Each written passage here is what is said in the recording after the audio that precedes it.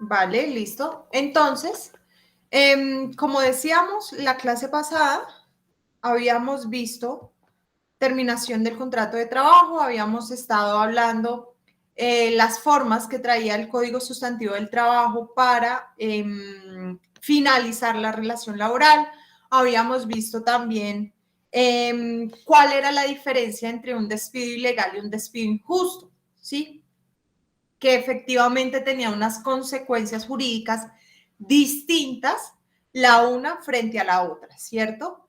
Hablamos que pues que si vamos a cerrar la empresa necesitamos autorización del Ministerio del Trabajo, so pena del despido colectivo que daba lugar a los despidos ilegales. Estábamos, entonces, habíamos quedado en la clase pasada frente a las indemnizaciones, ¿sí? Frente a ese despido injustificado. ¿Qué sucede con el despido injustificado? Para hablar de despido injustificado, no necesariamente vamos a referirnos a despido ilegal. ¿Por qué? Porque efectivamente un despido injusto puede ser legal. En Colombia, la estabilidad laboral de forma general no es absoluta, es decir, se puede despedir incluso sin justa causa, no da derecho al trabajador a buscar un reintegro, sino precisamente a la obtención de una indemnización, es decir, de un pago en dinero por ese despido injustificado. Entonces, habíamos estado hablando de la indemnización propia del artículo 64, que es una indemnización de tipo tarifada, es decir, no podemos hablar nosotros que vamos a resarcir unos perjuicios, sino únicamente los contenidos en la ley. ¿Sí? No podemos solicitar un monto mayor por despido injustificado de lo que nos dice la ley. Hablamos de la indemnización por despido injustificado en casos de duración por término fijo, es decir, que el contrato había finalizado de forma injustificada antes de finalizar el término fijo pactado o la duración de la obra, ¿sí? O labor contratada, es decir, antes de finalizar la obra o la labor que nos contrataron. Entonces, ya determinamos qué procede en esos casos. Bueno, profe, pero es que como también hay contratos a términos indefinidos, ¿qué sucede con la indemnización? ¿Qué nos dice el artículo 64? Entonces, por favor, alguien que nos regale la lectura del 64, pero si mal no estoy, la parte B, la parte segunda del artículo 64.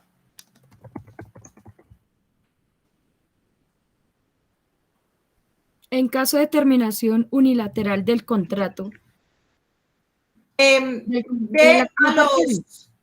en los contratos a término indefinido. Inciso Ok. cuarto. En los contratos a término indefinido, la indemnización se pagará así. A. Para trabajadores que devenguen un salario inferior a 10 salarios mínimos mensuales legales. Primero, 30 días de salario cuando el trabajador tuviere un tiempo de servicio no mayor a un año. 2. Si el trabajador tuviere más de un año de servicio continuo, se le pagará 20 días adicionales de salario sobre los 30 días básicos del numeral 1, por cada uno de los años de servicio subsiguientes al primero y proporcionalmente por fracción. B. Trabajadores que devenguen un salario igual o superior a 10 salarios mínimos legales mensuales. Primero, 20 días de salario cuando el trabajador tuviere un tiempo de servicio no mayor a un año. Segundo, si el trabajador tuviere más de un año de servicio continuo, se le pagará 15 días adicionales de salario sobre los 20 días básicos del numeral 1 anterior, por cada uno de los años servidos subsiguientes al primero y proporcionalmente por fracción. Parágrafo transitorio. Los trabajadores que en el momento de entrar en vigencia la presente ley tuvieren 10 o más años al servicio continuo del empleador, se le aplicará la tabla de indemnización establecida en los literales B, C y D del artículo 6 de la Ley 50 de 1990, exceptuando el parágrafo transitorio en el cual se aplica únicamente para los trabajadores que tenían 10 años o más hasta el 1 de enero de 1991. Bueno, la ley 100 la ley 50 de 1990 lo que hace es modificar este artículo 64, ¿sí? En cuanto a los trabajadores cuya duración fuera superior a 10 años. Estos trabajadores tenían adicional una acción de reintegro, es decir, ellos sí podían buscar el reintegro ante un despido injustificado. Eso se modificó, se elimina, si recuerdan de pronto la lectura que hicimos a inicio de semestre, se elimina esa acción de reintegro a partir de la ley 50. Entonces, no tengamos en cuenta ese parágrafo transitorio, no nos aplica, pero sí nos aplica lo concerniente a la indemnización por despido injustificado en cuanto a contratos a término indefinido. ¿Qué nos dice el 64 frente a estos contratos? Vamos a tener en cuenta dos aspectos. Primer aspecto, ¿cuál es el salario que devenga el trabajador? ¿Por qué es importante el salario? Porque vamos a contabilizar la forma de liquidar la indemnización dependiendo de cuánto es el salario del trabajador. Si el salario es inferior a 10 salarios mínimos legales mensuales vigentes o si es superior a 10 salarios mínimos legales mensuales vigentes. ¿Listo? Vamos a tener en cuenta ese primer aspecto. ¿Dónde encasillamos a nuestro trabajador?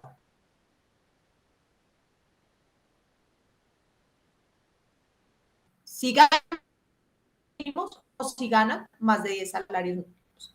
¿Sí? ¿Cómo lo sabemos? El caso concreto no lo va a decir. O el trabajador, ¿sí? Cuando nos cuente su caso, pues le iremos preguntando cuánto debe ganar, ¿cierto? Para encasillarlo en una u otra forma. Segundo aspecto que vamos a tener en cuenta, ¿cuál es el tiempo del trabajador? ¿Sí? ¿Cuánto tiempo estuvo vinculado con la empresa? ¿Cuánto tiempo prestó el servicio al empleador, en favor del empleado? ¿Para qué es importante el tiempo? Para saber cuántos días tiene el trabajador derecho a recibir producto de su indemnización. ¿Por qué? Hay una primera parte. Nos dice, si el contrato era a término indefinido, ¿sí? Y el trabajador llevaba un año o menos, ¿sí? Llevaba un año menos, la indemnización equivaldrá igual a 30 días de salario. ¿Sí? Por ese primer año o por esa fracción de primer año.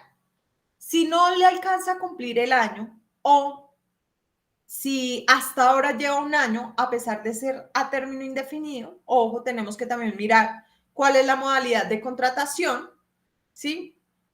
Y si es contrato a término indefinido porque fue verbal o porque el mismo contrato escrito así lo determina, entonces aplicamos estas reglas. Menos de un año o un año, 30 días de salario. Si estamos en trabajadores que devengan un salario inferior a 10 salarios mínimos legales mensuales.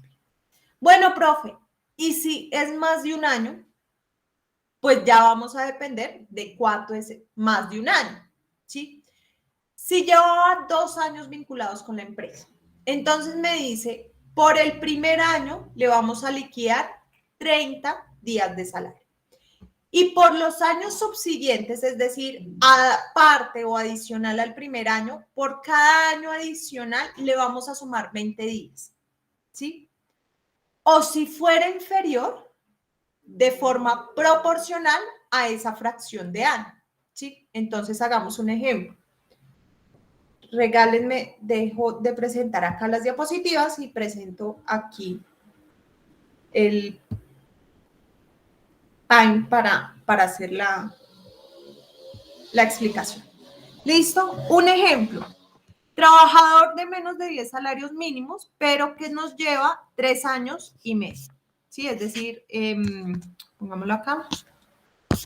3 años. Un ejemplo, 8 meses. ¿Qué nos dice la norma? Por el primer año de servicios, entonces este es el primero, son 30 días de salario como indemnización, ¿cierto? ¿Cuántos años me dice? Me dice, llevaba más de un año, lleva 3 años y 8 meses. Entonces, por el segundo año, vamos nosotros a decir que tiene 20 días de indemnización. Por el tercer año serán otros 20 días. Pero entonces, ¿cómo calculamos los 8 meses? Si fuera el año completo, pues sería 20 días más, pero es que como no es el año completo, nos dice de forma proporcional. ¿Cómo vamos a sacar esa forma proporcional? Entonces, aplicamos una regla de 3. ¿En qué consiste la regla de 3? En que por 12 meses yo voy a tener derecho a 20 días de salario, pero por 8 meses, entonces, ¿a cuánto? ¿Sí? Una regla de 3 básica, sencilla. Entonces vamos a despejar X. ¿Cómo despejamos X? Ahí sí, esto es matemática de colegio. Hacemos así una X, entonces ponemos 8 meses por 20 días sobre los 12 meses. ¿Cuánto nos dio?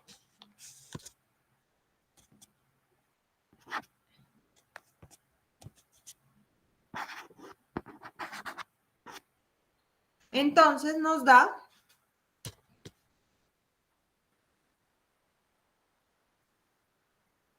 8 por 20, 160, y esos 160 los dividimos en 12. Entonces nos da, ahí sí ustedes me dirán, 13, sí, 13,33. 33 días. Sí, señora. ¿Por cuánto? Por esos 8 meses. ¿Sí? Entonces ya sabemos que nuestro trabajador va a tener derecho a 30, ¿sí? Acá lo tenemos acá, a 30, ay, perdón, me confundí. Entonces, a 30 días por el primer año, 30 días por el primer año, más 20 días por el segundo, más 20 días por el tercero, más 13,33 días por los 8 meses de la fracción de año, porque no podemos hablar que el cuarto año fue completo, sino solo fueron 8 meses. Entonces nos da 30 y 20, 50, 70, 83,33 días. Entonces, ante eso, ¿cómo lo vamos a hacer? Ahora,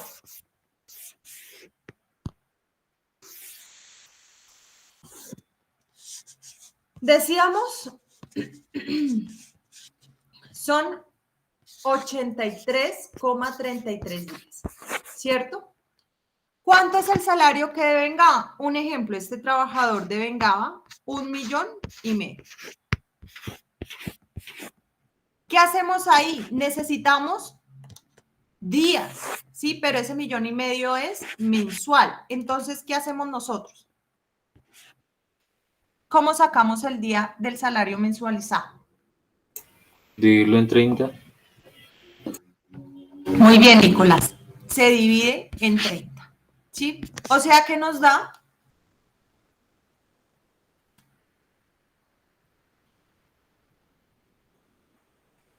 50,000 pesos por cada día. ¿Cuántos días tiene derecho el trabajador? 83,33, ¿cierto? Entonces, cogemos nuestro valor del día, lo multiplicamos por 83,33. ¿Cuánto equivaldrá la indemnización por despido injustificado en este caso?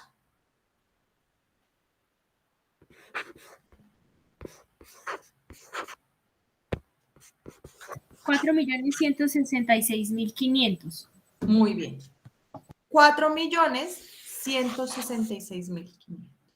¿Sí? ¿Por qué? Porque ya hicimos la regla, ya aplicamos la norma y frente al tiempo de servicio de nuestro trabajador son 83,33 días, ¿cierto? En un total de 4,166,500. ¿Listo? ¿Claro ahí en ese aspecto, muchachos? Sí, bueno. Bueno, profe, y entonces, ¿qué pasa para el tema de los salarios que valen más de 10 salarios mínimos? La regla es muy similar. La única diferencia es que hacemos el cálculo no con 30-20, sino con 20-15. Entonces, recordemos, 3 años, 8 meses. La diferencia es que para el primer año ya no hablamos de 30 días, sino hablamos de 20. Para el segundo año, entonces ya no hablamos de 20, sino hablamos de 15. Tercer año sería igual 15 días. Y para los 8 meses, entonces nos vamos por acá, a un ladito, hacemos la nueva regla de 3, pero lo calculamos que por el año completo son 15 días. Entonces, ¿cuánto será por los 8 meses? ¿Sí? ¿Cuánto nos da acá? No entendí ese ejemplo, o sea, ¿trabajo 15 días al mes? ¿O cómo se...? No, no, no.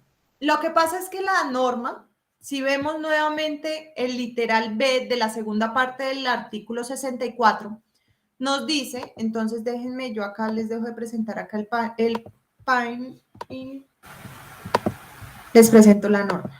¿Listo?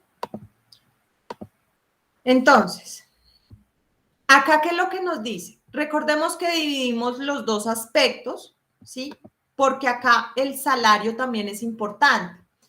Un trabajador que nos devenga un salario inferior a 10 salarios mínimos juega 30 días para el primer año, ¿sí? 30 días para el primer año y 20 días para los años subsiguientes. Pero si el trabajador tiene un salario igual o superior, o sea, hasta 10 salarios mínimos o más de 10 salarios mínimos, ¿sí? Es decir, gana más de 9.085.260, ¿sí? Porque gana igual o más de 10 salarios mínimos. El primer año se calcula con 20 días y los años subsiguientes se cancelan o se calculan por 15 días. ¿Listo? Esa es la explicación. Entonces, aquí ya en este segundo caso estamos diciendo que nuestro trabajador no gana menos de 10 salarios mínimos, sino gana más de 10 salarios mínimos. ¿Listo? Entonces, el problema es que acá ya no me deja presentar. Bueno, presentemos toda la pantalla.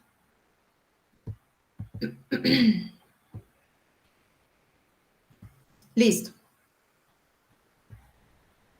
Entonces ya acá hacemos el cálculo no 30-20, como los trabajadores que ganan menos de 10 salarios mínimos, sino hacemos el cálculo 20-15, ¿sí? 20 para el primer año de servicios y 15 para los subsiguientes, 15 días. Y de forma proporcional al tiempo laboral. Entonces estamos haciendo acá el cálculo de los 8 meses. ¿Listo? Ahora sí quedó un poquito más claro. Sí, señora. De pronto los que ahí sí avancé como muy rápido y se me perdí. ¿Listo? Entonces hacemos la regla de 3 para hacer el cálculo de la proporción de estos 8 meses. ¿Listo? Entonces, ahora multiplicamos los 8 por 15 y lo dividimos en 12. Nos da un total de 10 días. Es decir, por esos 8 meses, el trabajador va a tener derecho, cuando devenga más de 10 salarios mínimos, ¿no? A 10 días de salario. Es decir, ¿a cuánto tiene derecho? A 20 por el primer año, a 15 por el segundo, a otros 15 por el tercero y a 10 por la fracción de año de 8 meses, ¿cierto? Es decir, nos da un total de 60 días. 20 más 15, 35, más 15, 5, 40 y 10, 50 y más los 10 finales, 60. Entonces, este trabajador, como devenga un salario superior a los 10 salarios mínimos, nos va a devengar un salario de 10 millones de pesos. Lo debemos entonces calcular en días, ¿sí? Ese salario mensual, es decir, lo dividimos en 30, nos da un total de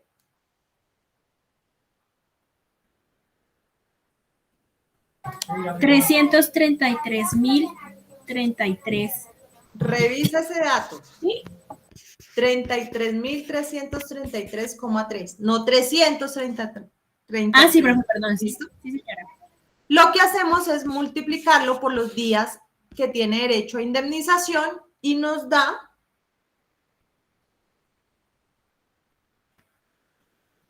espérenme un momentico porque no.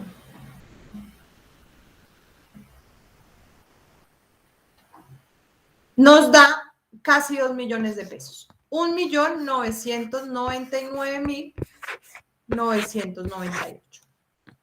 Profe, pero 10 millones Profe, dividido yo me perdí. sí da 333.333,3. Ah, ok, perdón. Pero no me corrigieron. Listo.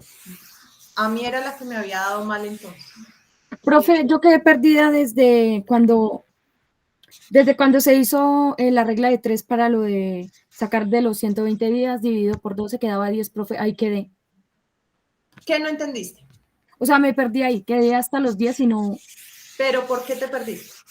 ¿Qué no entendiste? ¿Cuánto era el salario, profe? Más de 10 salarios mínimos. Acá estoy poniendo el salario. Este es el salario mensual, 10 millones de pesos. Y al aplicarle un salario superior a 10 salarios mínimos, no se le aplica la regla 30-20, sino la regla 20-15. ¿Sí? Literal B, artículo 64 del Código Sustantivo del Trabajo.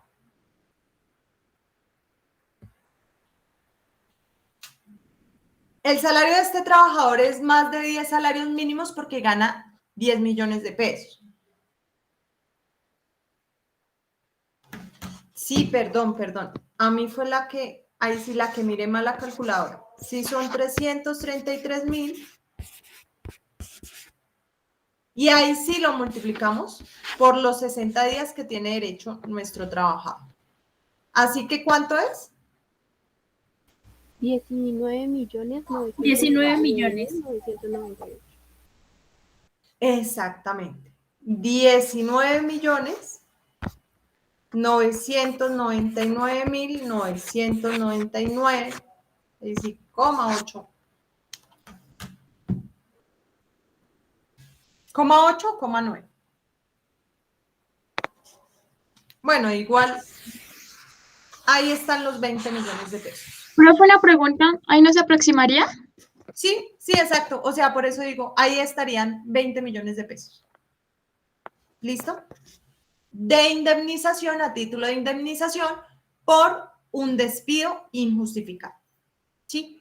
Lo que a mí más me interesa es que ustedes entiendan de dónde salió la diferencia de la regla 30-20 y 20-15 y cómo se aplica a lo que dice frente a la proporcionalidad por la fracción del año laboral. ¿Sí? Cuando no labora el año completo, es decir, los 12 meses, sino labora un periodo inferior a ese año. ¿Sí? ¿Todo claro? Ángela, ¿ya te ubicaste? Sí, profe. ¿Segura? Sí, profe, es que tenía duda fue cuando vi el salario que estaba devengando, profe, pero ya. Sí, listo. Vale. Sí, sino que en el salario diario fue que yo me confundí, leí mal o le oprimí un cero menos a la calculadora. ¿Listo? Entonces, déjenme, volvamos a nuestras diapositivas. Eso en cuanto a indemnización por despido injustificado.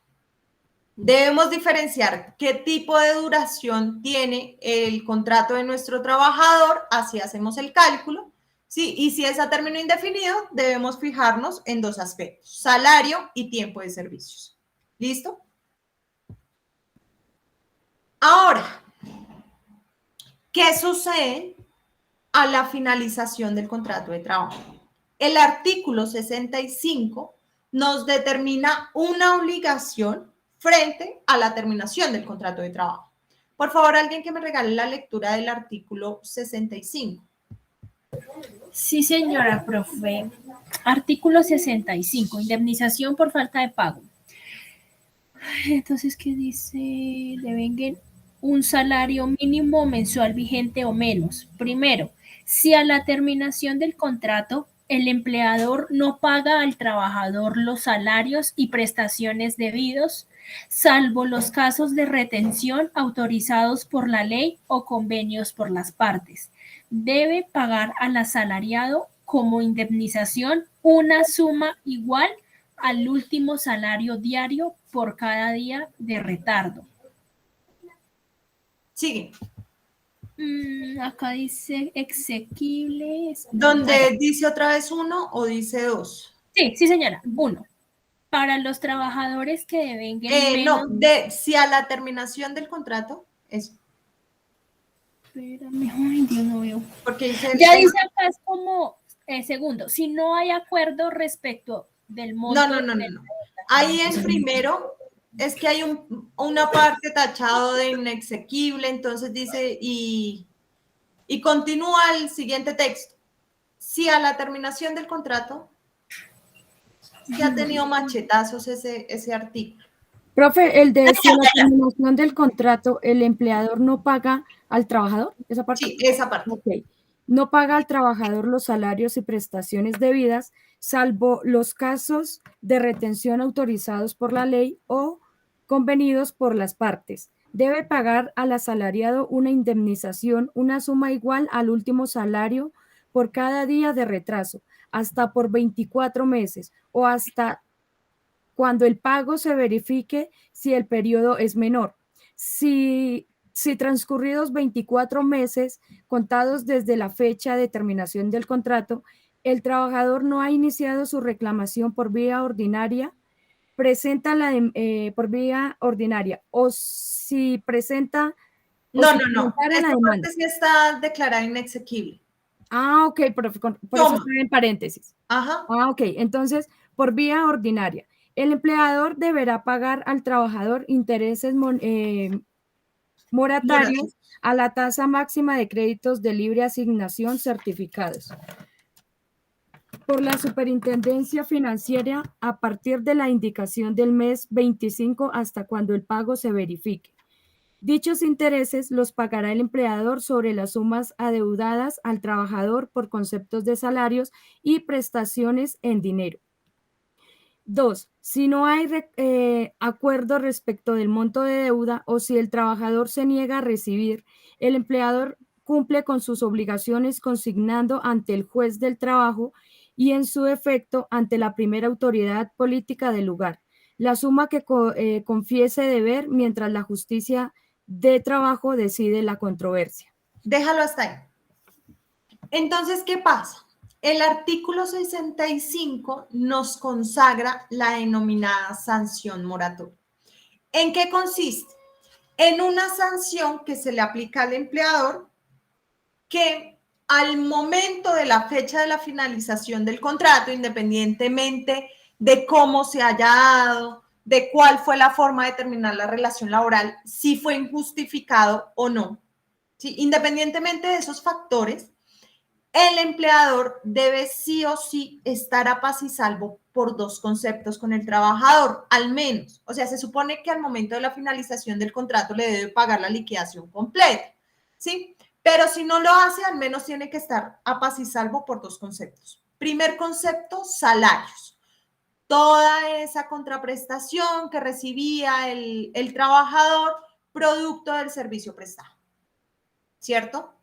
Y segunda, prestaciones sociales. Eso sí lo dejamos hasta ahí porque lo vamos a ver más adelante, ¿sí? Las prestaciones sociales es el tema que nos sigue a continuación. Entonces, sí o sí, el empleador no le puede deber, le debe cancelar todo lo adeudado por concepto de salario y de prestaciones sociales al trabajador al momento de la finalización del contrato. No nos interesa cómo fue, si renunció, si hay culpa del empleador, si hubo despido injustificado o no, eso no nos interesa. A nosotros nos interesa es que al momento de la finalización del contrato no haya deuda. ¿Qué ha dicho la Corte frente a esta disposición del artículo 65? Se debe observar el actuar del empleado.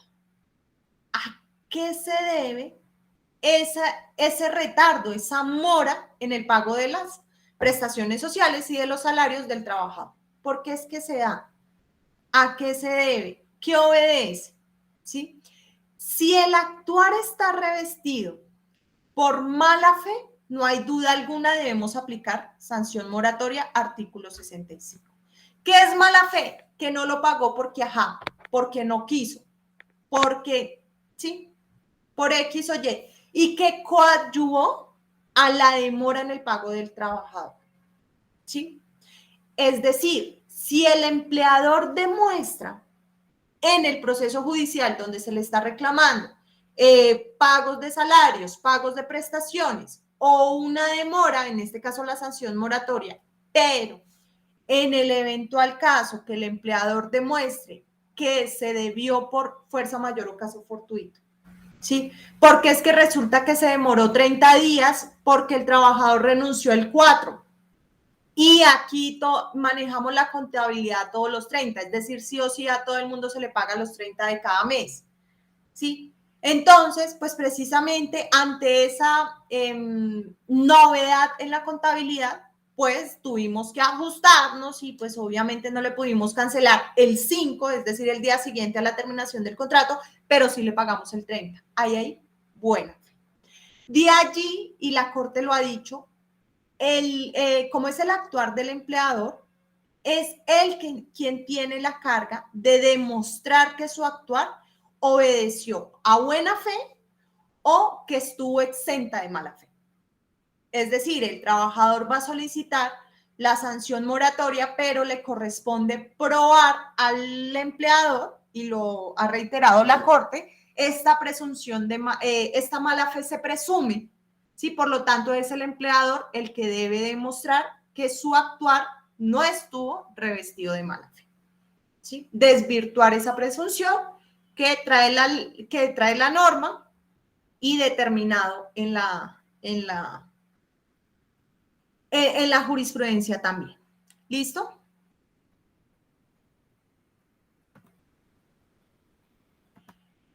Aquí el artículo 65, con la modificación que trae la ley 789 del 2002, le pone un límite a la sanción. ¿En qué consiste el límite? Este límite, ojo, opera solo para aquellos trabajadores que devenguen más de un salario mínimo legal mensual vigente. Profe, el salario es de 1 millón de pesos, opera el límite, ¿sí? Es decir, para no hablar de límite, el trabajador debe devengar el salario mínimo. Si su salario es superior, opera el límite de la modificación de la ley 789 del 2002. ¿En qué consiste el límite? Es que resulta que yo para qué hago el reclamo pronto. Yo tengo tres años para presentar la demanda. Y si cada vez que el empleador se demore, pues gano más yo, pues ¿sabe qué? Me voy a demorar hasta el último momento de la demanda para presentar, ¿cierto? Es que no es que por día que se me demore, pues más plática para mi bolsillo. ¿Qué dice la norma? Dice, no, frenemos la sanción moratoria. ¿Cómo la vamos a frenar? Vamos a condicionar a esos trabajadores que devengan más de un salario mínimo en que sí o sí la presentación de la demanda ordinaria laboral la deben hacer dentro de los 2 años, es decir, dentro de los 24 meses, porque ahí habla de meses, o sea, es calendarios, 24 meses después de la finalización del contrato de trabajo. Aquí nos habían puesto un límite aún mayor, porque sí o sí debía haber pronunciamiento, es decir, sentencia judicial antes de los 2 años, porque operaba el límite. ¿Qué hace la Corte Constitucional? Declara inexequible hasta el pronunciamiento y solamente basta con la presentación de la demanda. ¿Sí? Si no presenta la demanda, quiere decir que hay mala fe en el trabajador y por ello aplicamos el límite. ¿Sí? Pero con la sola presentación de la demanda dentro de los 2 años, pues ya no le vamos a operar el límite. ¿En qué consiste el límite? Que si efectivamente se presentó en ese tiempo, antes de los 24 meses, la demanda, pues va a seguir operando un día de retardo, por cada día de demora, un día de salario hasta que se efectúe el pago. Aquí no, en el límite no va a operar así. va a operar por cada día de mora, un día de salario, hasta los 24 primeros meses. Pasados los 24 primeros meses, ¿sí? Y sin presentarse la demanda, ya no es por cada día de retardo un día de salario, ¿sí? Sino es un interés moratorio que nos va a certificar la Superintendencia Financiera, ¿sí? ¿Por qué el límite? ¿Por qué decimos que es como una sanción para aquel trabajador que quiere operar a su favor el tiempo?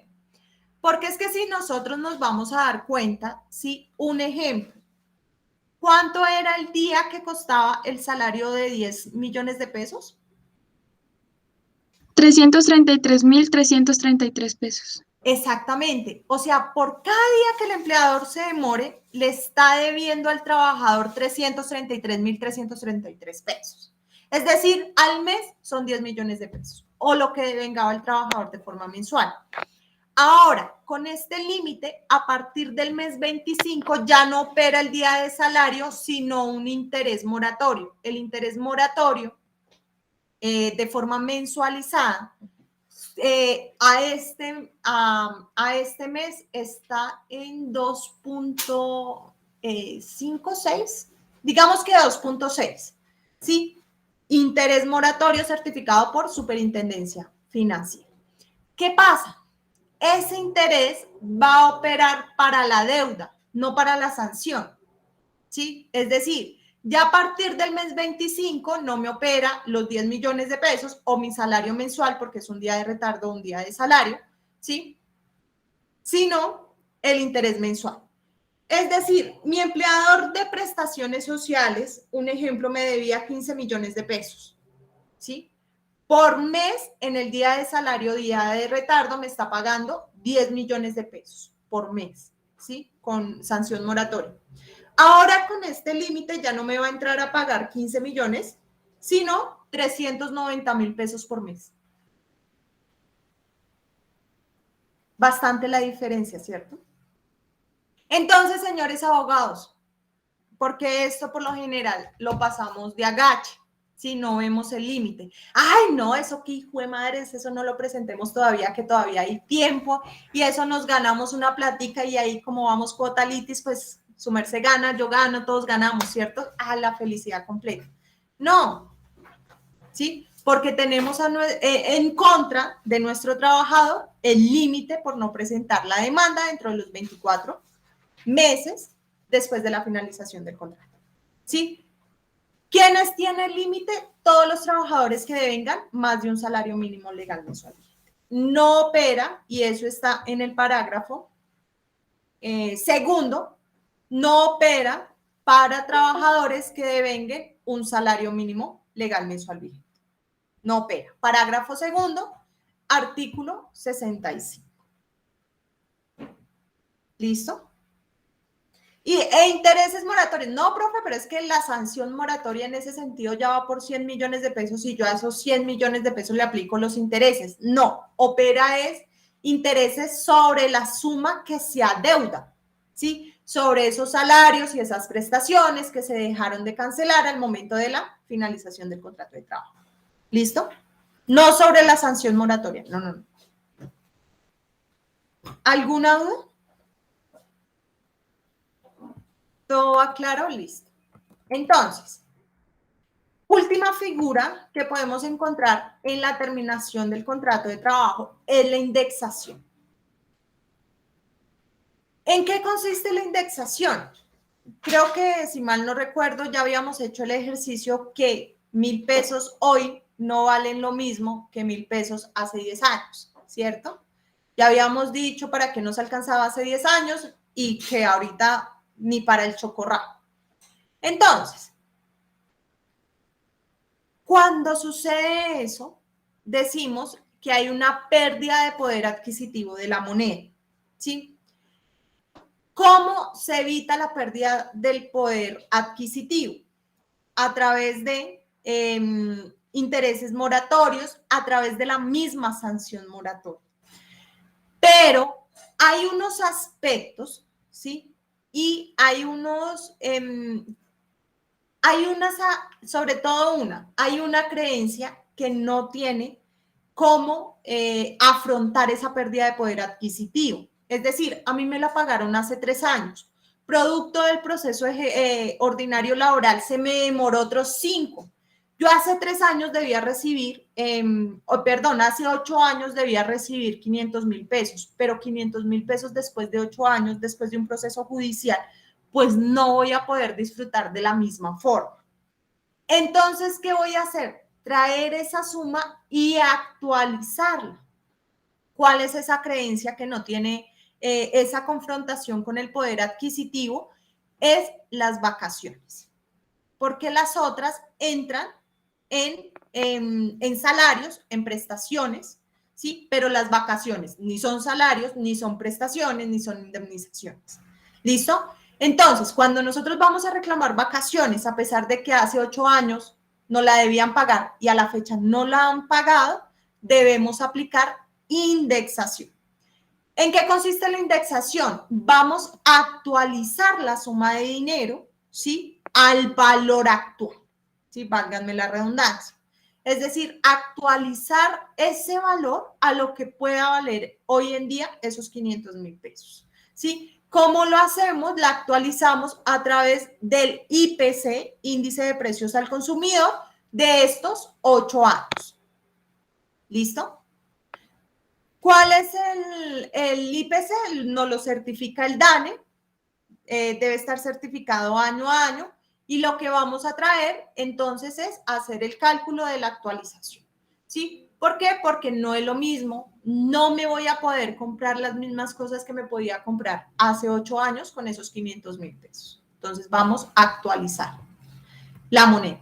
Únicamente para vacaciones, porque reitero, los salarios y las prestaciones sociales tienen freno a la pérdida de poder adquisitivo de la moneda con sanción moratoria. ¿Sí? Si se dan cuenta, solo opera salarios y prestaciones. Vacaciones no. O sea, no se incluyen porque va aumentando el interés. Porque tienen interés. Sí, porque salarios y prestaciones tienen sanción moratoria, es decir, algo que le sancione al empleador no haberla pagado en tiempo. Las vacaciones no. Las vacaciones no tienen nada de eso. ¿Sí? Entonces, al empleador lo condenaron al pago de vacaciones y ya. ¿Sí? No le sancionan la mora. Al no haber sanción de la mora, traemos es la actualización del dinero. ¿Listo?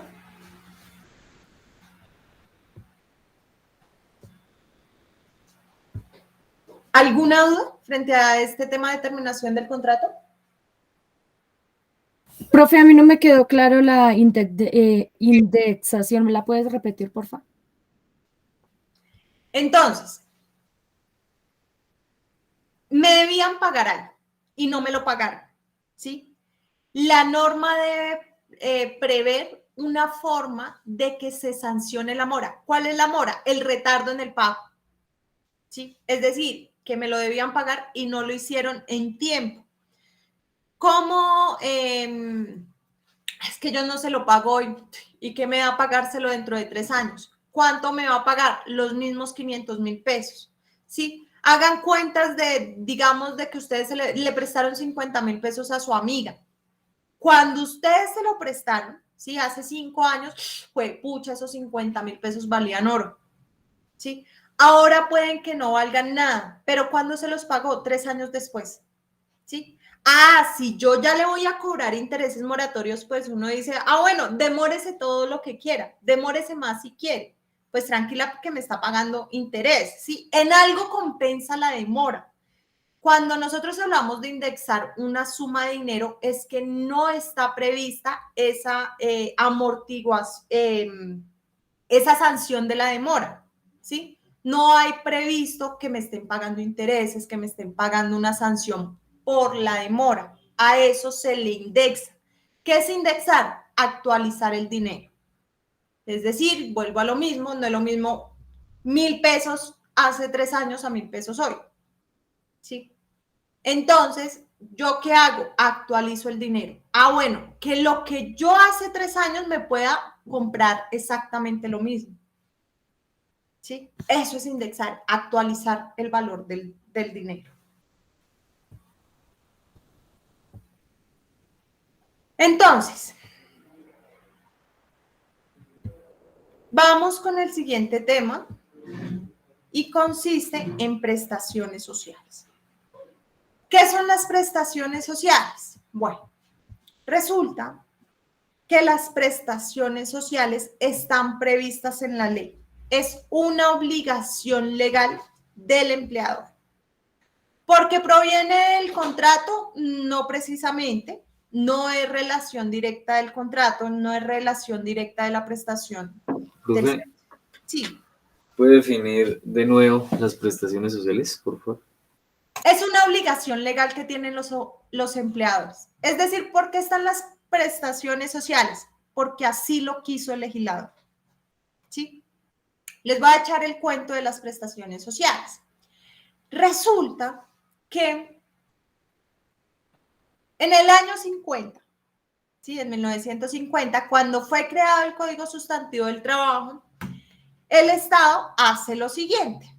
Le dice a todo el mundo, o sea, a la sociedad en general, le dice, nosotros debemos cubrir salud, nosotros debemos cubrir pensiones, nosotros debemos cubrir desempleo, nosotros debemos cubrir esos gastos extra que tienen los trabajadores en virtud de la familia, ¿sí? Nosotros debemos cubrir, y nosotros lo sabemos, ¿sí? Les digo, estaba en su discurso el Estado. Pero es que no tenemos plata, no tenemos cómo cubrir. Entonces, ¿qué hacemos?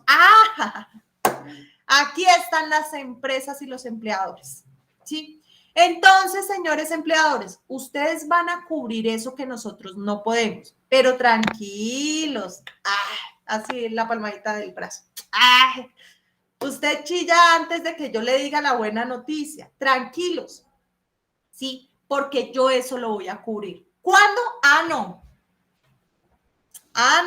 No. Yo no sé cuándo, ni le puedo decir cuándo. Algún día le voy a quitar esa carga, porque realmente es una carga para las empresas, es una carga para los empleadores, pero que volvemos a lo mismo, el Estado no puede cubrir y lo debe cubrir, ¿sí? Y más siendo un Estado social de derecho.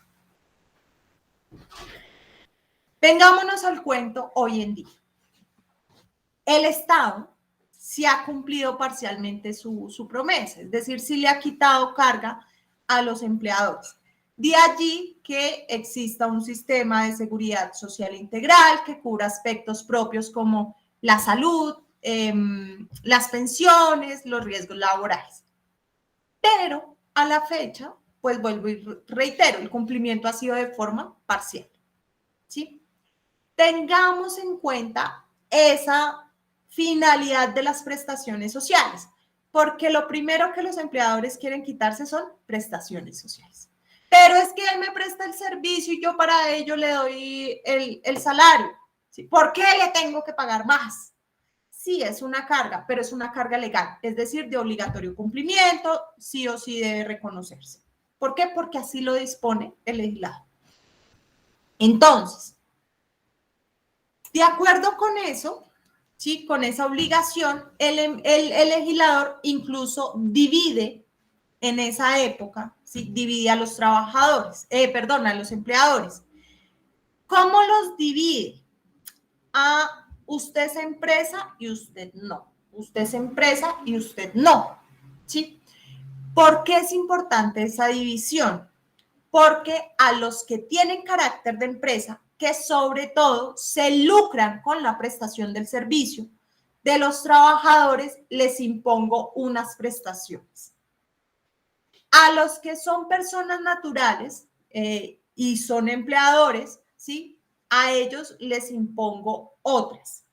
De allí que si nosotros vamos a ver las prestaciones sociales en el Código Sustantivo del Trabajo, las encontramos como prestaciones sociales comunes y prestaciones sociales especiales.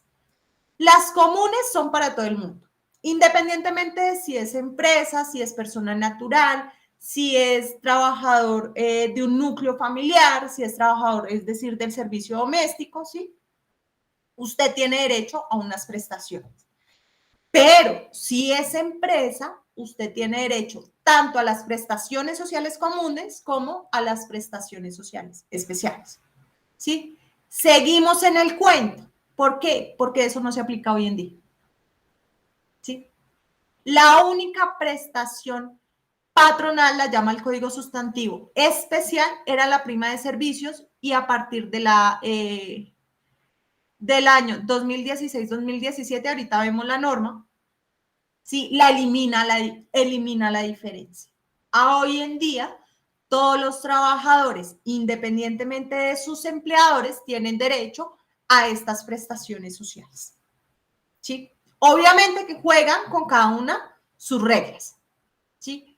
Pero hoy en día ya no se tiene en cuenta eso de prestaciones sociales comunes o prestaciones patronales especiales. No lo tenemos en cuenta, sino es netamente académico para que ustedes, al momento de decir, ay, mamá chica, voy a ver cómo opera la incapacidad médica por origen común, se van al código sustantivo, ahí supuestamente está vigente, pero pues no está vigente.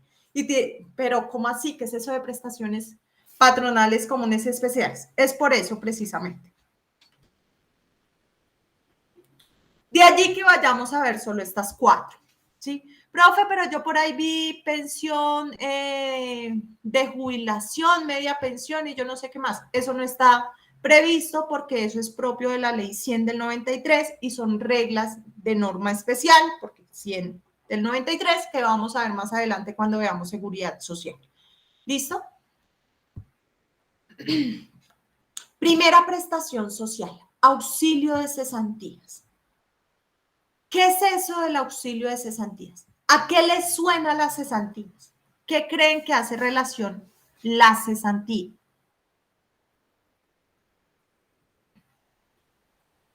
¿Para qué creen que está destinada las cesantías? ¿Qué han escuchado? Bueno, no lean lo que dice la diapositiva. Salgámonos de acá. ¿Qué es eso del auxilio de cesantías? Es un tipo de ahorro que, digamos, hace que el empleador pueda destinar para estudio o para vivienda. Profe, yo lo conozco más como cuando, por ejemplo, sí, como dice mi compañera, un ahorro, pero es más para cuando el empleado quede, bueno, el ex empleador, por así decirlo, profe, cuando se quede sin empleo tenga como un ahorro con el cual pueda como sobrevivir mientras consigue un nuevo empleo. El auxilio de cesantías, como su nombre lo indica, es para lo que nos indicó Ángel. ¿Sí? El auxilio de cesantías sí es un ahorro, muy bien, ambas tuvieron la razón, es un ahorro que el empleador le hace a su trabajador para ese momento en el cual queda cesante y de allí su nombre. ¿Sí? ¿Qué significa que el trabajador queda cesante? Es decir, que queda sin trabajo, que queda sin empleo, queda sin ingresos para solventar sus necesidades básicas y las de su familia. ¿Sí? Entonces, quedó sin trabajo y quedó desamparado. No. Aquí tiene su auxilio de cesantía, su ahorro para este momento que sabíamos que algún día iba a llegar. ¿Cierto? Entonces, ¿hacia qué va dirigido el auxilio de cesantías? Precisamente a solventar esas necesidades básicas que puede tener el trabajador y su familia durante el tiempo que quede sin empleo. ¿Cuánto es el tiempo? No, ni idea. ¿Sí? Puede ser un mes, pueden ser 6 meses, 1 año, 2 años, no sabemos, pero aquí está su ahorro y defiéndase como pueda. ¿Sí? Ahí le cubrimos nosotros el tema del desempleo. Esa es la regla general del auxilio de cesantías. ¿Qué pasa con las reglas generales? Tienen sus excepciones. ¿Cuáles son las excepciones? Las que nos dijo Lidia.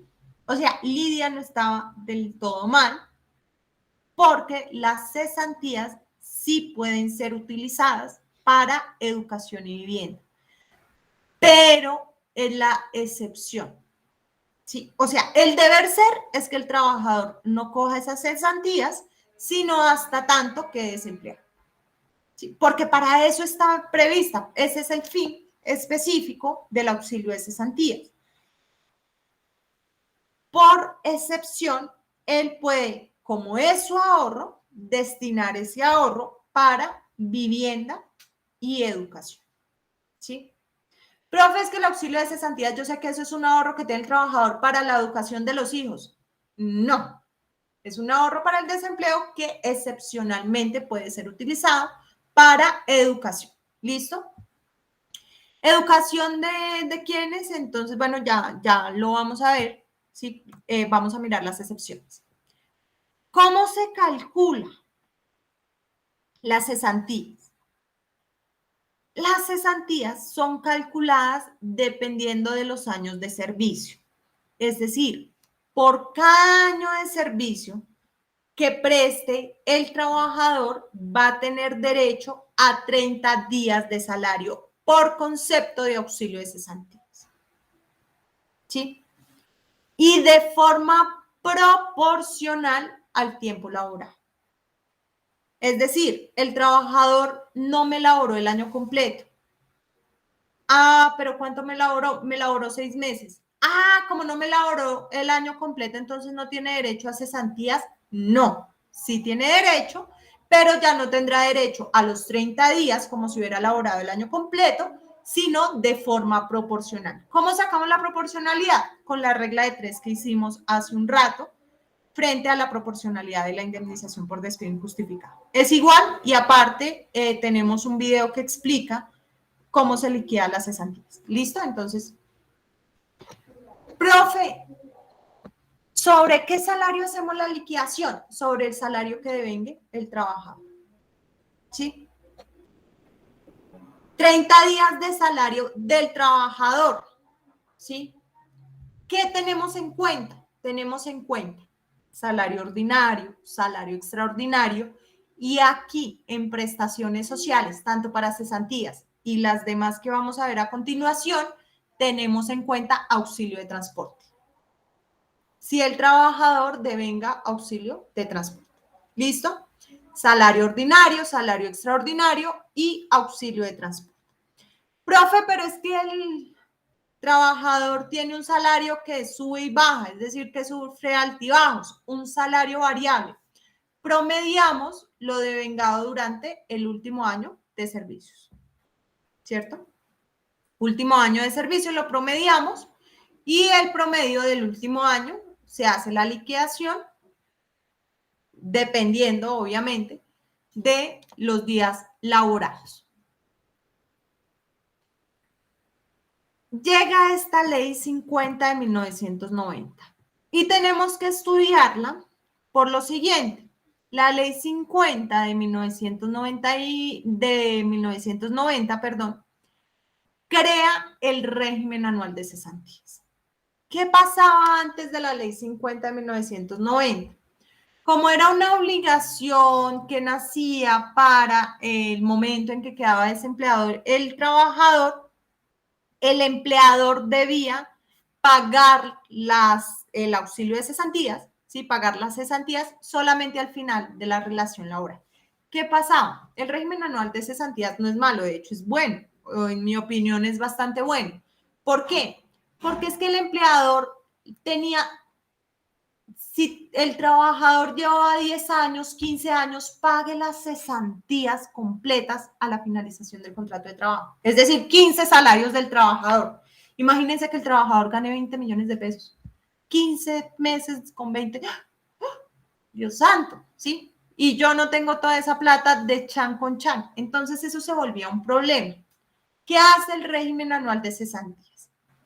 Le dice al empleador, señor empleador, usted tiene que cada 31 de diciembre liquidar cesantías de todos sus trabajadores.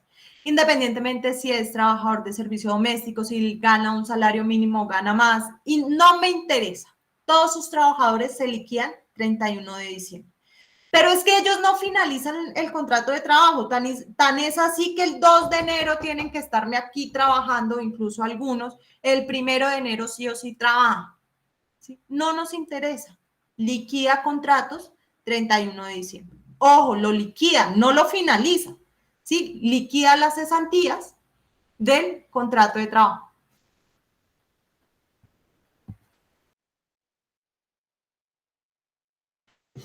Entonces, liquida. ¿Y cómo va a liquidar? Pues va a liquidar ese año o la proporción del tiempo. Es decir, ¿en qué consiste la proporción? No empezó a trabajar el 1 de enero. Empezó el 1 de octubre. Entonces liquide la proporción de ese tiempo. ¿Sí? Entonces, pero usted sí o sí finaliza el 31 de diciembre y hace la liquidación.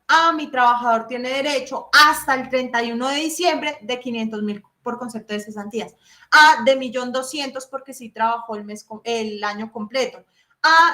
O sea, dependiendo de cuánto gane y cuánto es el tiempo de servicios, ¿cierto? Listo, ya la liquidé. Aquí está la plata. ¿Qué hago con la plata? La Ley 50 de 1990, al crear el régimen anual de cesantías, crea los fondos de cesantías. ¿Sí? A elección del trabajador, ¿qué significa esto? Que el fondo lo escoge el trabajador.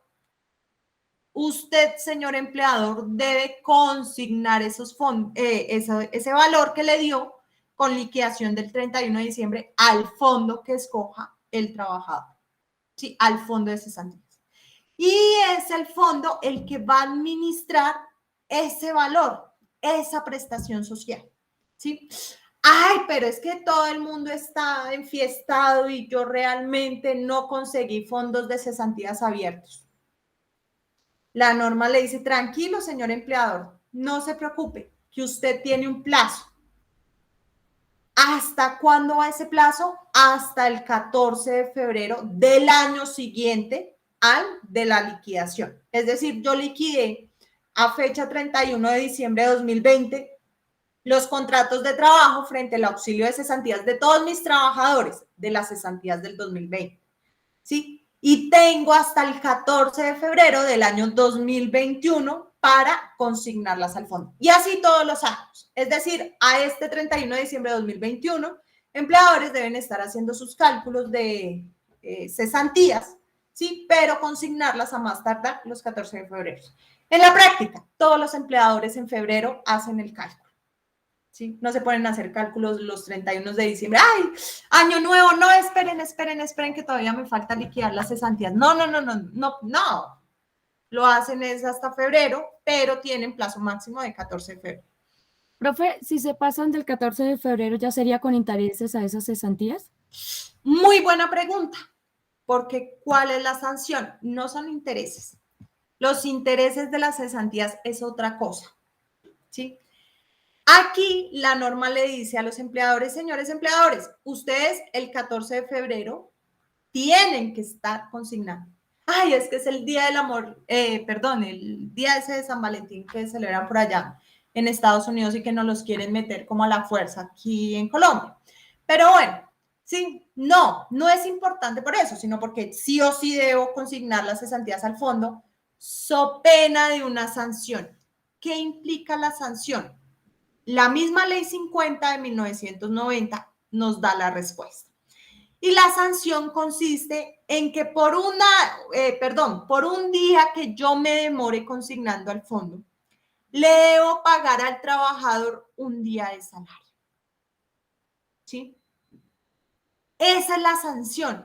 Yo me demoré 5 días, no la consigné antes del 14 de febrero, sino al 20 de febrero. 6 días, porque el 15 yo ya estoy en mora, ¿sí? Entonces, por cada día que yo me demore en esa consignación, le tengo que pagar un día de salario al trabajador. Aparte, pues obviamente el salario, ¿sí? Cuando hablamos de día de salario es haciéndonos referencia a cuál es ese monto, ¿sí? Entonces, por cada día de retardo, un día de salario. ¿Hasta cuándo, profe? Hasta que sucedan dos cosas. Una de dos cosas. O consigne al fondo, ¿sí? o se finalice la relación laboral. Consigne al fondo. ¡Ay! Yo ya es 31 de marzo y me acordé que yo no he hecho esa consignación de las cesantías. ¡Ay, fue mágica! Bueno, pues ya tengo sanción, ¿sí? Y finalizó la relación laboral. ¿Qué sucede? Ya no tengo la obligación de consignar al fondo, sino de pagar las cesantías al trabajador porque se me quedó cesante. Entonces la obligación me cambia y ante la falta de estar a paz y salvo por concepto de prestaciones sociales, no me opera sanción ley 50 del 90, sino me opera artículo 65, Código Sustantivo del Trabajo, que es la sanción moratoria que ya vimos. ¿Cierto? ¿Qué ha dicho la Corte al respecto? ¿Sí? No es que porque no haya consignado las cesantías del 2019, ¿sí? En febrero del 2020, y ahora las cesantías del 2020 en febrero del 2021 significa que ya van como 3 días de retardo, entonces son 3 días de salario para el trabajador, más el salario que está vengando. No, esas sanciones no son acumulables, ¿sí? No se acumulan, sino es un día de retardo por un día de salario hasta que al empleador se le ilumine la cabecita de ir a consignar las cesantías al fondo. ¿Listo? Un día de retardo se le debe pagar al trabajador un día de salario, o bien hasta que se consigne las cesantías al fondo, o bien hasta que finalice la relación laboral. Esa es la sanción, o sea, sí o sí, súper presente 14 de febrero de cada año. ¿Qué va a pasar con el valor consignado en el fondo? Como les decía, el fondo va a tener administrando sí, el valor que el empleador consigne a cada trabajador por concepto de cesantías. ¿Hasta qué momento? Pues hasta que el trabajador quede cesante o demuestre que el contrato de trabajo finalizó y producto de ello, pues tiene derecho a asistir a acudir a su ahorro para este momento de crisis, ¿cierto? ¿Qué pasa con ese tiempo? Si bien es cierto, sí o sí solo se puede entregar el dinero cuando quede cesante, hablamos de unas excepciones.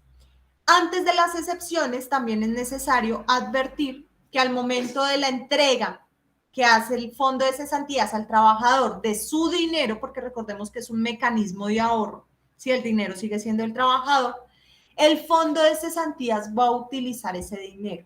Y producto de esa utilización, ese dinero va a generar unos rendimientos. Esos rendimientos, aparte de la cuota de administración, también son dinero del trabajador. Sí, Ángel.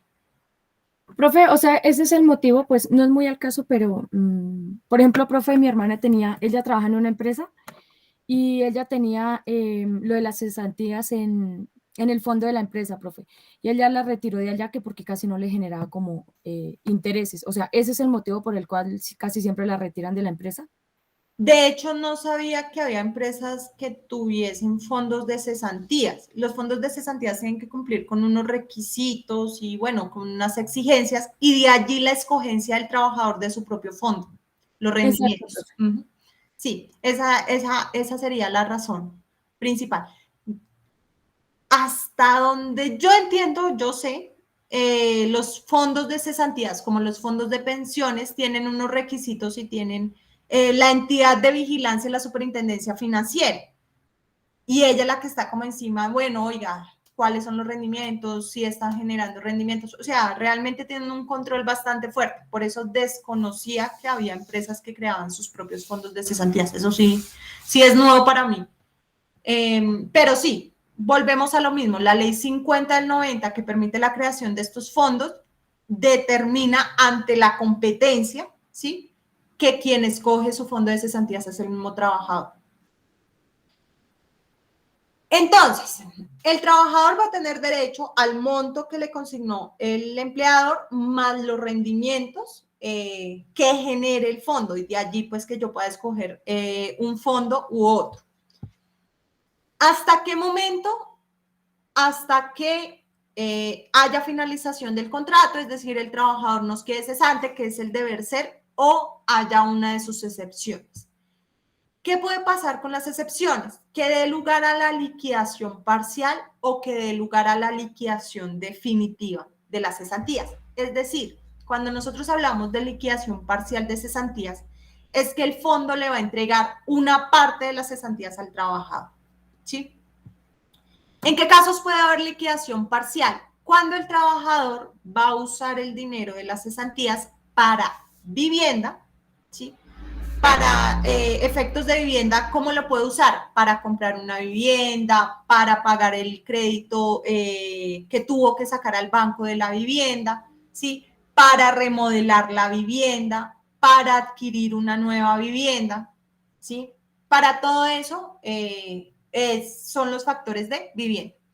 O para educación, es decir, para el pago de matrículas, para el pago de pensión, de los estudios del trabajador, de la pareja del trabajador y de los hijos del trabajador. ¿Sí? Para esos dos se puede pedir las cesantías de forma excepcional. ¿Por qué hablamos de liquidación parcial? Porque solo le entregan el dinero que el trabajador demuestre, ¿sí?, que va a ser usado para esos dos fines. Es decir, tiene 10 millones de pesos ahorrados, un ejemplo, ¿sí? Y demostró que el crédito que va a pagar para la vivienda es de 6 millones. No le van a entregar los 10 millones, sino solo lo que él haya demostrado. En este caso, los 6 millones. Por eso se habla de liquidación parcial. Ya si el monto superó, es decir, el crédito superó más de lo que tenía de las cesantías, pues en ese momento, pues sí le entregarán todo el dinero. De lo contrario, no. Va a ser parcializado porque está condicionado a la necesidad, o más bien a lo que demuestre el trabajador que va a utilizar para vivienda o para educación. ¿Listo? Por eso se habla de liquidación parcial de las cesantías. ¿Cuándo hay liquidación definitiva? Cuando nosotros hablamos de liquidación definitiva, hacemos referencia a que al trabajador se le va a dar la totalidad de lo ahorrado, es decir, de lo que tiene por cesantías, a pesar de que no esté o no haya finalizado su contrato, ¿sí? A pesar de que no esté cesante. ¿Cuáles son las excepciones y en qué casos? En primer lugar, cuando haya sustitución de empleadores, es decir, yo prestaba el servicio para un empleador, él vendió la empresa, ¿sí? No la cerró, sino la vendió a un tercero. Ese tercero va a coger la empresa con todo y recurso humano, ¿sí? Así que hay sustitución de empleador. ¿Por qué? Porque yo voy a seguir trabajando, voy a prestar el servicio. Lo que pasa es que ya no va a ser para mi jefe fulanito, sino para mi jefe ahora sultanito, ¿sí? Ante esa sustitución de empleadores, esta excepción ya no es válida y ya voy a explicar por qué. Ante la sustitución de empleadores, es decir, que yo voy a comprar una empresa nueva con todo y activos y pasivos, ¿sí? Yo le podía exigir a la persona que me vendía que me dejara la empresa paz y salvo, inclusive por concepto de cesantías. ¿Por qué? Porque es que si el trabajador llevaba 10 años con la empresa y yo la compré y ahora solamente me ha prestado el servicio un año y se pensionó, ¿sí? Yo al momento de la finalización del contrato de trabajo le tenía que liquidar las cesantías por los 11 años completicos, ¿sí? Pero es que solo me prestó el servicio con un año, no importa, páguele la de los 11 años completicos, ¿sí? ¿Por qué ya no se usa? Porque es que el dinero ya no lo retiene el empleador, el dinero está en el fondo de cesantías, ¿sí? Así haya sustitución de empleadores, pues se está cubriendo que efectivamente el dinero ahorrado sí o sí se lo respetamos al trabajador y está ya en el fondo de cesantías y lo administra un tercero, ¿sí? Sigue estando la previsión de la excepción, pero pues realmente ya no se utiliza ni tampoco tiene objetividad. Entonces, los fondos de cesantías por esta sustitución de empleadores no conceden liquidación de cesantías. ¿Listo? Entonces, era para cómo operaba antes porque ya no se utiliza en la práctica. Esta, pues tampoco se utiliza que es cuando se suspendía el contrato de trabajo porque el trabajador iba a prestar el servicio militar.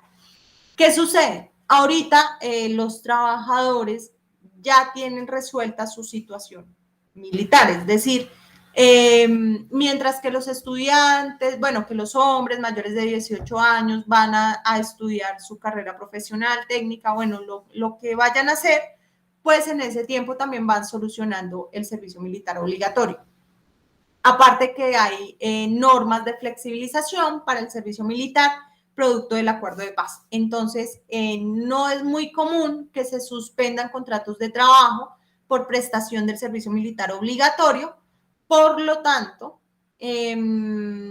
pues no se utiliza, pero si está, digamos, el trabajador que le tocó ir a prestar servicio militar o fue llamado a filas, creo que así se les dice, entonces efectivamente tendrá derecho, porque como el contrato va a estar suspendido, no va a estar recibiendo ingresos, tendrá derecho a acudir a su ahorro de las cesantías, ¿sí? No se utiliza, pero es válido. En este caso sí es válido porque todavía la prestación del servicio militar obligatorio suspende contratos y producto de la suspensión, pues no va a haber lugar al pago de salarios. Finalmente, aquellos trabajadores que venían devengando su salario de forma normal, de forma regular, le pagaban sus prestaciones y con acuerdo de voluntades se estipula salario integral. ¿Qué pasa con el salario integral? Ya reciben incluso con el salario las llamadas prestaciones sociales. Por lo tanto, al momento del cambio de salario normal a salario integral, ¿sí? Pueden recibir o más bien pueden exigir, producto de este acuerdo que va a modificar el modo del salario, también acceder a lo que tenían ahorrado por auxilio de cesantías. Como ya el empleador no va a estar consignando cada año, sino se lo va a estar pagando de forma mensualizada, pues ellos tienen derecho a recibir lo que tenía ahorrado en el fondo. ¿Listo? No le van a entregar de forma parcializada, sino le entregan todo lo que tenía ahorrado en estas tres situaciones. ¿Listo? Imagínense que este auxilio de cesantías se pierde. ¿Sí? Sí. El trabajador puede perder su derecho a la prestación social de auxilio de cesantías. ¿En qué casos? Ay, es que fue despedido justamente y pierde el derecho a auxilio de cesantías. No. ¿Cuándo pierde nuestro trabajador el derecho al auxilio de cesantías? Cuando está inmerso en una de estas tres causales.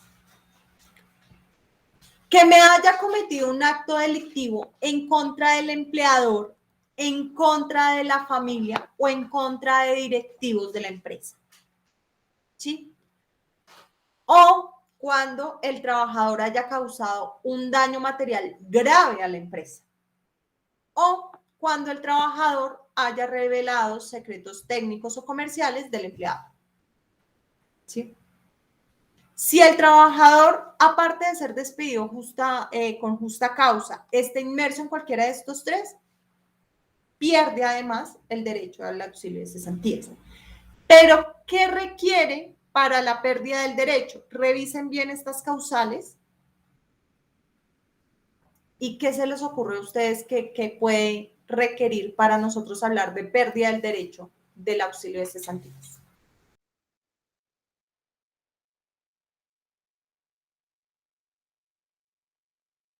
¿Como el despido justificado, profe? No, hay algo más que se requiere para hablar de pérdida del derecho.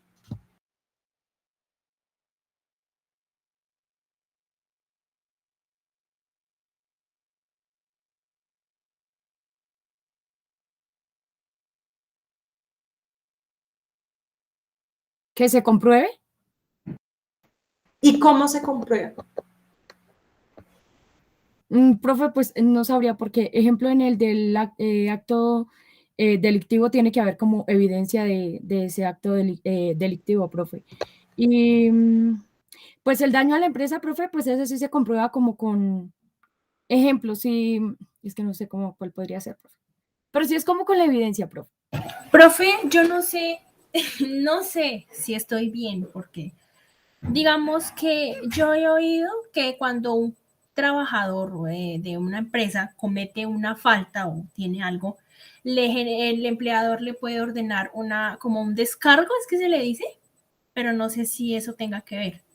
Eso es debido proceso y no tiene que ver, pero para nosotros hablar de despido justificado sí debe haber un procedimiento interno de la empresa en el cual se vaya a hablar de una comisión de una justa causa para el despido.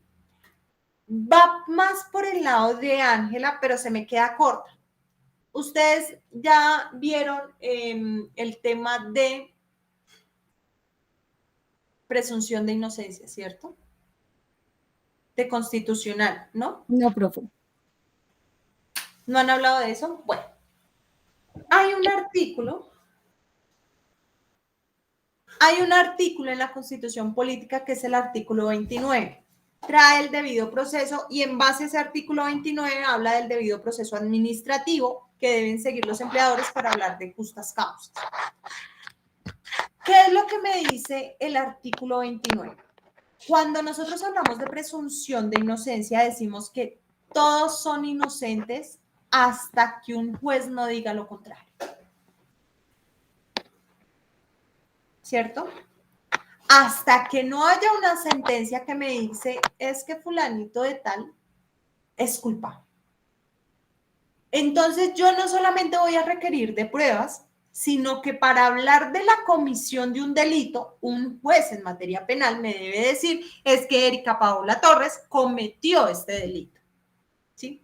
Por eso aquí es claro, cualquier acto delictuoso, al meterle el delito, ¿sí? Yo no puedo estar diciendo es que Erika Tatiana está cometiendo el delito de injuria. No, un juez, y ante la presunción de inocencia, un juez me debe declarar la comisión del delito. Así que en el primer caso requiero de una sentencia penal que me diga que el trabajador cometió el delito. Daño material grave, no es cualquier daño, ¿sí? Debe estar calificado como grave. Al momento de pedirme esa calificación, también me pide la sentencia. ¿Sí? Ya no en materia penal, ya no hablamos de un delito, sino de pronto en materia civil, ¿sí? O comercial, que me califique el daño de grave. Y lo mismo pasa con secretos técnicos o comerciales, ¿sí? Que efectivamente me generaron un perjuicio y que el trabajador me haya revelado esos secretos. Entonces, cuando yo estoy hablando de esto, debo surtir un proceso judicial en el cual el trabajador se me encuentre inmerso en una de estas. Y que producto de esa comisión del delito, producto de ese daño grave, en el cual, o sea, es que es tan grave que le estoy reclamando unos perjuicios a mi trabajador, ¿sí? Y lo despedí, ¿sí? Bueno, ¿y cómo pierdo el derecho? Con la sentencia, ¿sí? Porque es que es grave, o sea, pues es que sí, me dañó una máquina, pero mientras me someto a un proceso judicial, pues yo repongo la máquina. Entonces no fue tan grave. No fue tan grave que usted mismo compensó ese daño, ¿cierto? Bueno, sí. No, pues si lo ve por esos ojos, sí. No, pues tan grave tampoco fue. Pues sí fue grave, pero no tan grave para que le dé la pérdida del derecho de las cesantías. Bueno, profe, pero es que el proceso judicial se me demora 5 años y mientras se me califica la conducta del trabajador como delictiva, como grave, ¿sí? ¿Qué pasa con mi derecho de cesantías? Que en la práctica, ¿qué sea? Se le permite al empleador retener la suma, obviamente, justificando, ¿sí? La pérdida del derecho mientras se resuelve el proceso para que una vez resuelto el proceso, pues yo pueda, ahí sí, perderle el derecho al trabajador. O someterla a un depósito judicial, también es válido, con la condición, señor juez, no cancele el valor de las cesantías hasta tanto no se resuelva el proceso penal, el proceso civil frente a los daños que me causó el trabajador. ¿Listo? En eso consiste la pérdida del derecho del auxilio de cesantías. Profe, yo tengo una duda. Sí, dale. Es como un ejemplo. ¿Cómo se cancelarían las cesantías si una persona, digamos, tiene un contrato a término fijo de unos 9, 10 meses? ¿Sí? Termina el contrato en octubre, tiene 15 días de vacaciones, o bueno, le dan 15 días para renovarse el contrato nuevamente. Digamos que empezaría el 1 de noviembre. ¿Cómo se cancelarían las cesantías en ese caso? Para mí no hay terminación del contrato de trabajo. La realidad me está diciendo otra cosa, ¿sí? Yo no me iría, o sea, yo como asesora del trabajador, yo no me iría tanto por la liquidación de las cesantías, sino me iría por que el empleador, porque ¿qué es lo usual que sucede? Finaliza el contrato, le dan vacaciones definitivas al trabajador y para ellos evitarse todo este tema, cancela, ¿sí? Fírmeme aquí la finalización, fírmeme aquí el recibido de su liquidación. En 15 días nos vemos y firmamos nuevos contratos. Eso es lo que hacen, ¿sí? Pero yo pediría la realidad sobre las formalidades, es decir, sobre lo que están firmando, y pediría que efectivamente no hubo solución de continuidad, es decir, se continuó con la relación laboral de real forma y él trabaja y por ende el empleador tenía la obligación de consignar los dineros al fondo de cesantías el febrero del siguiente año y como no lo hizo, solicito sanción de la ley 50 de 1990, ¿sí? ¿Por qué? Porque así el trabajador haya recibido el auxilio de cesantías de mano del empleador, el empleador sigue con la obligación de cancelar de consignar al fondo las cesantías. ¿Sí? Sigue persistiendo la obligación así el empleador haya pagado de forma directa al trabajador. Se demuestra que no hubo, que no se adeuda la prestación social, pero que todavía sigue la obligación. Por lo tanto, hay sanción de la ley 5090. ¿Sí? ¿Por qué? Porque lo quise disfrazar y se condena la mala fe del empleador, ¿sí? Al omitir una obligación legal. Vale, profe, muchas gracias. Vale.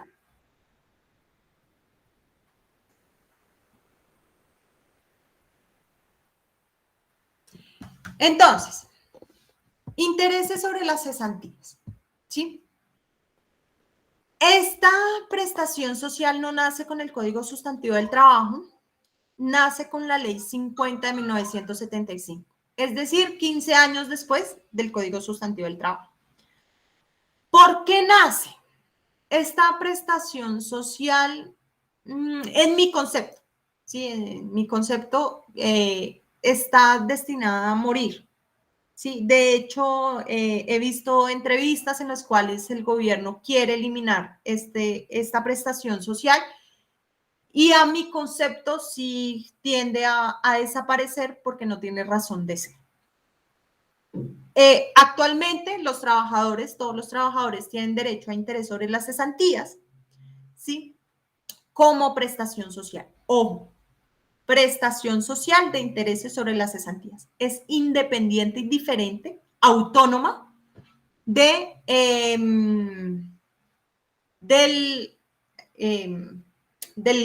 auxilio de cesantías que acabamos de ver. ¿Listo? ¿Tiene algo que ver el nombre? Sí. ¿Y la forma de liquidarla? Sí, pero es independiente y autónomo. No se Profe, trata ¿puedes repetir el nombre, por favor? de intereses sobre las cesantías. ¿Sí? Es independiente y autónoma como prestación social. Y eso profe, pero ¿por qué lo repite una y otra vez? Por la siguiente razón. Porque en el parcial me la ponen no como prestación social, sino como sanción al auxilio de cesantías. ¿Sí? Por eso cuando Ángela me decía, bueno, profe, si no consignan los empleadores al 14 de febrero, ¿se le genera unos intereses? La respuesta era no, allá hay una sanción y los intereses son otra cosa. ¿Sí? Es por eso a esa respuesta te dije eso. ¿Qué pasa con los intereses sobre las cesantías? una prestación social que también crea el legislador, pero la crea a partir de la Ley 52 de 1975. ¿Recuerdan que la cesantía la tenían los empleadores? ¿Sí? Ese dinero, a pesar de seguir siendo un ahorro de los trabajadores, era administrado por los empleadores. ¿Qué pasa? ¿Qué dijo el legislador? Ese empleador se está lucrando del dinero del trabajador. ¿Sí? ¿Por qué se está lucrando? Porque está utilizando el dinero del trabajador. Y ese dinero sí o sí es ahorro del trabajador.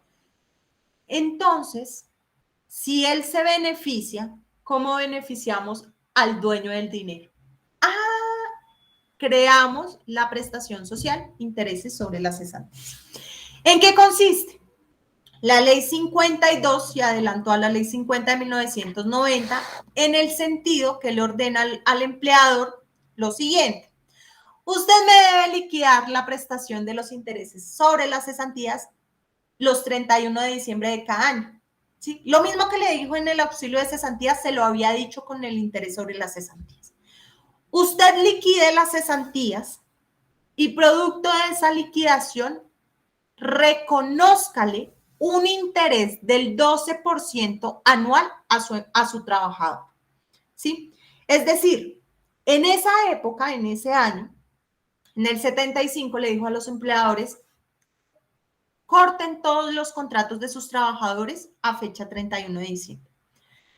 Sáquenle el cálculo de las cesantías y producto de lo que haya arrojado ese valor, ustedes sáquenle el 12%. Es decir, no van a pagar el auxilio de cesantías, sino solamente van a calcular el auxilio de cesantías.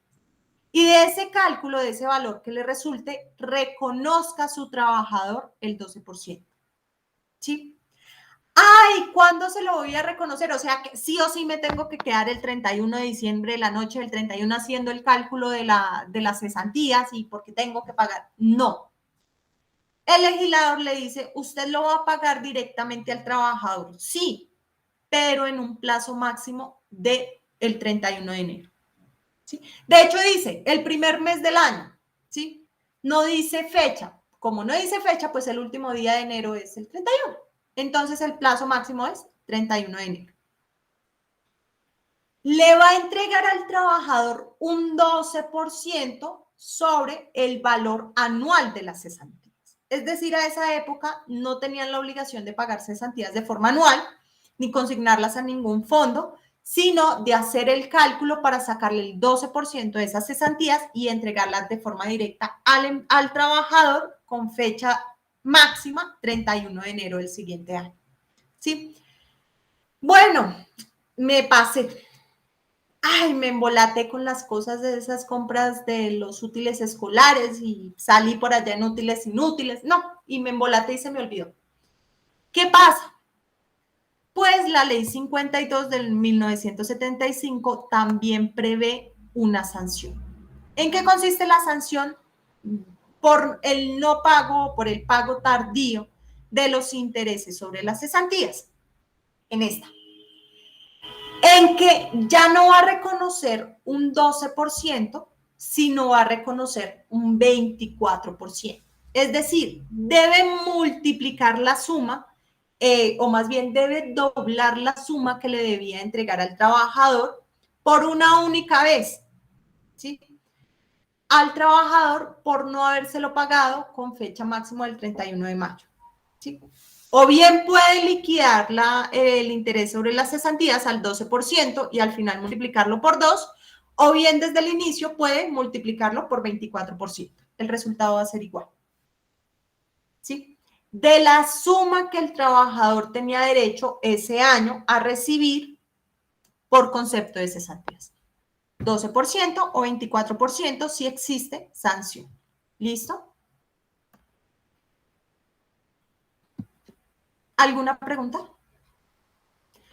El 12% es anual de forma proporcional. Por eso es que los intereses sobre las cesantías también tienen una fórmula específica y aparte que es independiente y autónoma del auxilio de cesantías. ¿Listo? Y es por una única vez, no es que cada día de retardo, entonces otros 12%, otros 12%, no, es por una única vez. Se me demoró un día, se me demoró un mes, se me demoró un año, se me demoró 10 años, 24%, es decir, se multiplica o se dobla, ¿sí? Una única vez.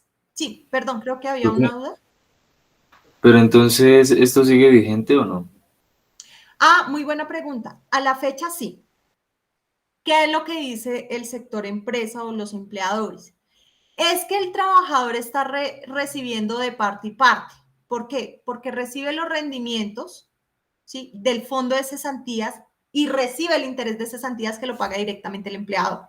¿Sí? Y los empleadores están diciendo, pero es que nosotros desde el año 1990 no tenemos los dineros del trabajador, no tenemos los ahorros, esos ahorros están en el fondo de cesantías. ¿Por qué nos siguen imponiendo esta carga?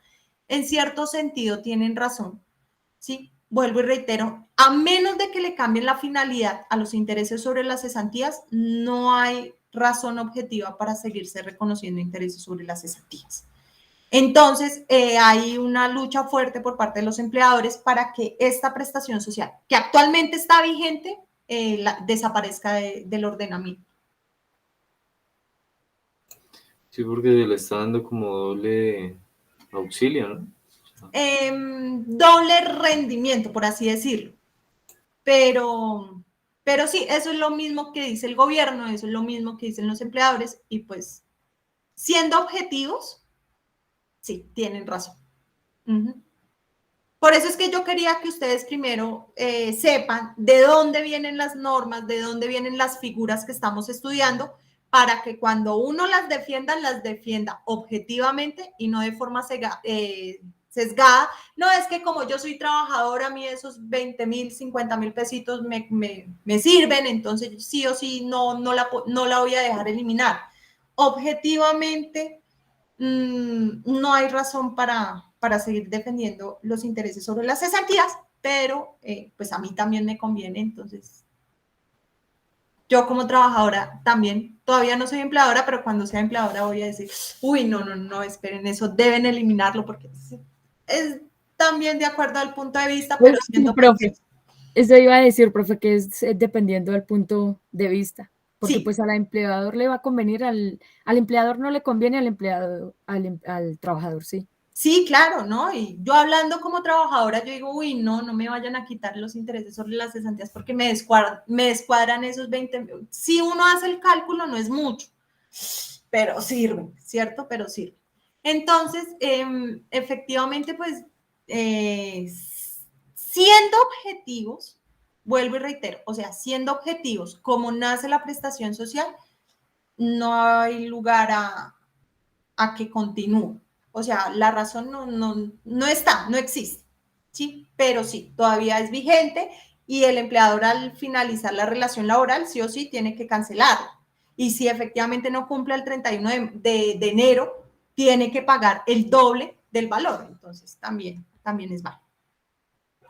Bueno, muchachos, muy rica la clase, pero se nos acabó, ¿cierto? Entonces, vayan, almuercen, no terminamos el tema, Profe, todavía una pregunta, qué pena, profe. ¿Qué día dijiste que estabas en la universidad para las tutorías? el día de mañana, de 2 a 6. Todos los martes de 2 a 6. Sí. Ah, ok, profe. Pero hay que enviarte correo para saber de la tutoría. Para saber dónde me va a encontrar. Ah, ok, profe. Es principalmente Gracias. para eso. Sí, porque normalmente yo estoy en la Crisanto Luque en la sala de estudio. Sin embargo, por temas de preparatorios me pueden estar cambiando de sede. Entonces, hasta el momento no me han dicho nada. Mi planeado es llegar mañana a 2 de la tarde, sede Crisanto Luque. Pero entonces sí el correo es más para efectos de confirmación frente a hora y frente al lugar. ¿Listo? Ok, profe, gracias. Vale. Profe, ¿me regalaría 5 minutos ahorita, por favor? Sí, señora. Entonces, otra cosa que iba a decir, no vamos a alcanzar a hacer el parcial el día viernes 22. ¿Por qué? Porque este 15, pues tenemos que sí o sí terminar tema, les dejaría el video previsto para este tema de prestaciones sociales. Lo pueden ir consultando desde ahora. Recomendación, no, sí, lo pueden ir viendo, ¿sí? No vamos a hacer ejercicios el viernes. El tiempo que nos quede el viernes después de finalizar el tema, vamos a desarrollar el taller, ¿sí? Para que no hayan dudas. Entonces lo desarrollamos juntos, para que, profe, pero es que yo no entendí, porque es que saqué tal nota, ¿sí? Entonces, para que no vayan a haber dudas, porque recuerden que el taller era una forma de realizarse también muy similar al parcial. Ya lo revisé por encima, encontré unos errores, pero no frente a la respuesta, sino frente a la elaboración de la respuesta, ¿sí? O sea, no la respuesta misma, puede ser exacta, pero el sistema lo cogió como error, entonces por eso es que no les he dado notas, porque tengo que calificar pregunta por pregunta de todos, ¿sí? ¿Por qué? Porque a mí se me olvidó comentar el pequeño error de que cuando escribieran los miles, no lo pusieran en punto, así como Sí, profe. A mí me pasó no, eso desarrollando el taller y, por ejemplo, en la respuesta 1 aparecía, cuando se envía, profe, aparece la mitad del cuadrito en gris, como ya enviada, o por desarrollada, por así decirlo, profe. Y aparecía, era una I, como si estuviera mal. Lo bueno y era que la gente corregía, profe. sí, encontré un 0 de una persona que me sorprendió demasiado, porque es de las que primero terminan, la respuesta está completamente correcta, y yo, ¿y este 0 a qué se debe? Y se debió precisamente a eso. Por eso quité la nota, porque estaba para dárselas el viernes, pero dije, no, tengo que revisar pregunta por pregunta para efectivamente ver cuáles son las respuestas de ustedes, ¿sí? De resto, efectivamente, para que no me les vaya a pasar en el parcial. ¿Listo? Esa era la idea del ejercicio del taller. Entonces, Profe, ahí las comas Otra. sí no afectaban, ¿cierto? Esas sí no. ¿O también? sí. No afecta. O sea, Ah. se les tiene en cuenta la respuesta. Sí, porque en algunas veces cuando uno ponía punto, le decía ahí como un cuadrito, le decía error. Entonces uno Sí, lo eso era quitaba lo que estaba comentando Ángela. y Sí. alcanzaba a enviarlo sin Ujú. punto. Profe, a mí las comas también me las enviaba como error. Porque ponías 2 comas. Ponías la coma del mil y aparte la coma del decimal. Y es que en la plataforma virtual el decimal lo toma como punto. Ah, ok, profe. Sí, era por eso. Profe, y para responder de forma larga, digamos, el salario extraordinario, ¿no? Solo el número. Solo número. Ajá, Ah, ok. sí. Solo te permite ingresar números, nada de letras. Listo, muchachos. Entonces, no habiendo más preguntas, detenemos hasta aquí la grabación.